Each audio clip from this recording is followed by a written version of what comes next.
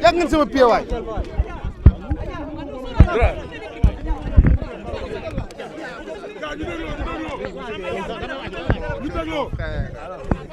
Et ami Ousseynou vous l'a dit, je commence d'abord par vous relater les péripéties de cette audience qu'on a remportée de haute lutte en obtenant le renvoi que le procureur de la République avait refusé mordicus. Nous sommes satisfaits d'avoir remporté cette deuxième manche, mais nous demeurons quand même perplexes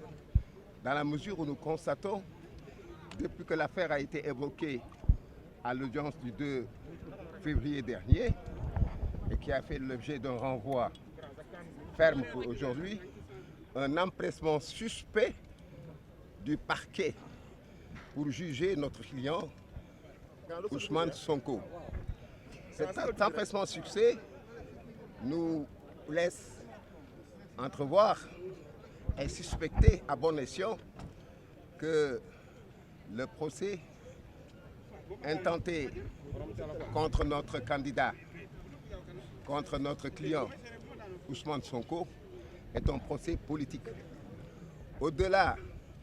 des aspects juridiques, il y a un agenda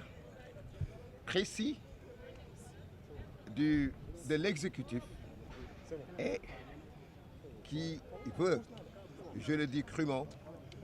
qui veut, après la tentative avortée, presque avortée je dirais, avec le dossier Adji Sarr, de le faire condamner avec cette accusation de diffamation, cette accusation que je trouve parfaitement farfelue. Par conséquent, nous avons décidé de nous dresser, nous autres avocats, comme un bloc contre cette décision unique, cette tentative de retenir ce dossier, alors que la jurisprudence constante des cours et tribunaux dit ceci.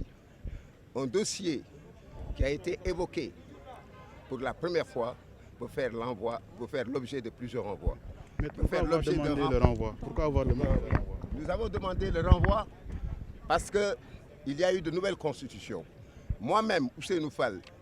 j'ai été constitué par le sieur Ousmane Sonko hier nuit. Par conséquent,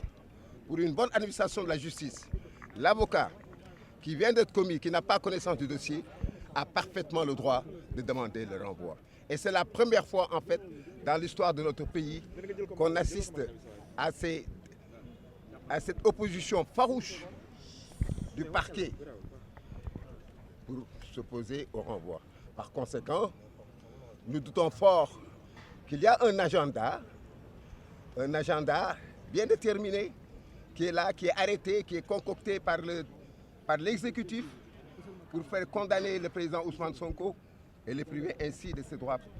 civils ou politiques. Mais ça ne passera pas. La forfaiture ne passera pas. Votre accusateur de votre client vient de dire que vous n'avez pas de preuves à présenter devant le tribunal. C'est pourquoi vous demandez des renvois à un instant. Vous savez, nous ne sommes pas ici à l'audience pour présenter des preuves. Le jour de l'audience, vous verrez ce que vous verrez. Les preuves seront là. Vous verrez qu'en fait, cette accusation est tout à fait farfelue, que c'est une accusation qui ne repose sur absolument rien du tout, parce que les faits dont parle Ousmane Sonko, dont parle M. Maïnian, ces imputations et ces allégations sont parfaitement avérées. Maïnian et son ministre de tutelle à l'époque, Amadou Ba, ont sciemment et délibérément violé les dispositions des marchés publics, les dispositions qui régissent la passation des contrats de marché public. Vous avez réclamé la comparaison. Nous l'avons déclaré parce que nous pensons que dans ce dossier, aussi bien Mame Maïnian et Amadou Ba sont responsables. Parce qu'à l'époque, c'est certes Maïgnan qui gérait le dossier, mais il était supervisé par le ministre des Finances de l'époque qui s'appelait Amadou Ba. Par conséquent, la présence d'Amadou Ba est tout à fait nécessaire parce qu'ils ont tous deux participé à cette fraude, à ce festin, comme a dit un éminent journaliste, un festin de 36 milliards. Voilà. On est en train de se partager la sueur du contribuable avec des détournements, des enrichements illicites, des ministres qui n'ont aucun mérite. Leur seul mérite, c'est d'être avec un individu qui s'appelle Macky Sall et qui est là, qui met le coude sur tous les détournements, sur tout ce qui a trait aux malversations, à toute forme d'escroquerie, parce que ce sont ses partisans et qui n'hésitent pas à condamner les opposants. Voilà waaw maître Ousseynou Ngom nekk coordonnateur des avocats président Ousmane Sonko. waaw